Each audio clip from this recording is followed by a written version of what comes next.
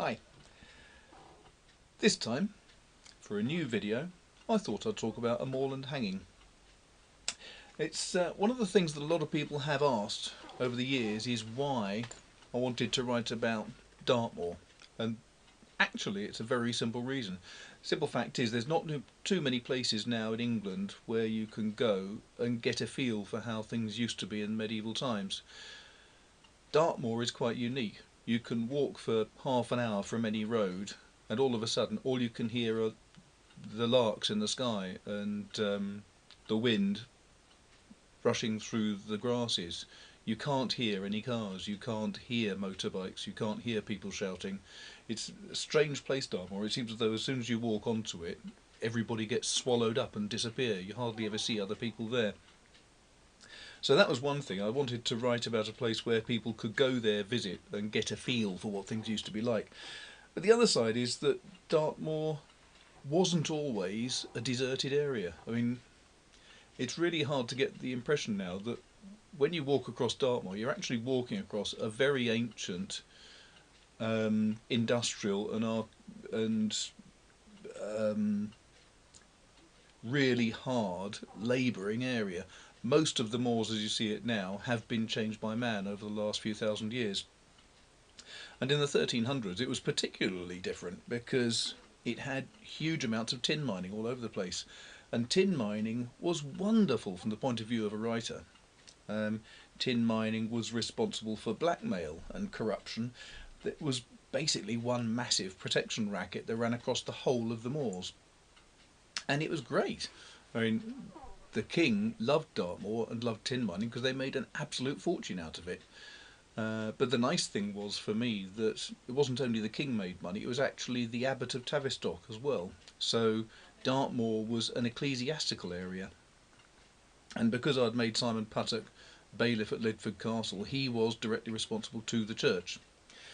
So that was all to the good. But the main thing about it was that in those days, if you were a peasant, if you were a serf, you had really very few rights. You were owned by the master of the manor, whichever lord it might be. It could have been an ecclesiastical personage, it could have been an abbot, it could have been a prior, or it could have been your local landlord.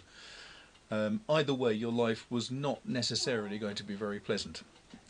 If you ran away, then you could be very severely punished. But if you managed to escape for a year and a day, then you were legally free. That was great. But if you happened to live on one of the manors bounding Dartmoor, and you ran away, but ran onto Dartmoor, grabbed yourself a mattock or a spade, and said, "Oh no, I'm a tin miner now," then you were free immediately. People who ran onto the moor and claimed that they were tin miners were then serfs to the king, in effect. They were the king's own people, and as such they were protected. That I thought was fascinating. But miners were hated not only because they could be runaway, effectively slaves, they were also hated because they ran all sorts of protection rackets. If you had some prime pasture and a tin miner came over and said, "I think you might have tin underneath your pasture, I'm going to dig up all of your best pasture unless you pay me quite a lot of money," then you had no protections because the tin miners were protected by the king. If they said, "We've got mine workings several miles up ahead of your stream, and so we're going to divert your main stream so that we can wash away the dirty soil and stuff from the area where we think there's tin," again you had no protection because the king wanted them to dig up all the tin that they could. And so all the time throughout history there were a huge number of disputes between landowners and tin miners. You had the people who wanted to get back their own peasants who had run onto the moors. You had people who were worried about the blackmail and corruption that was going on, and you also had people who were just being beaten up by tin miners who decided that they weren't making enough money and they wanted to rob somebody who happened to be passing by.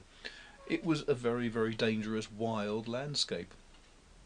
Obviously it was ideal for a novelist to want to write about that. So, in case you're interested, there are many, many books that I had to refer to. One of the best ones about tin mining, I think, is written by Helen Harris here.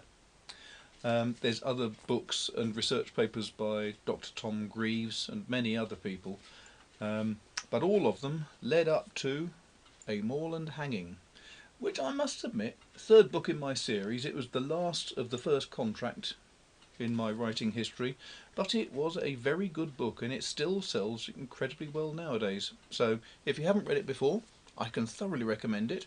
As all my books, it's available as a paperback, or it's available as an ebook on your Kindle or your Kobo. There's no excuse for you to have any spare space on these devices. You might just as well buy all of my series. And on that note, I hope you've enjoyed this little video. Don't forget, if you have enjoyed it, do put in a little like tick at the bottom. Do also subscribe to the rest of the videos, because there will be a lot more. I hate to depress you. And I look forward to see you next time around. Thanks a lot for watching, and cheers.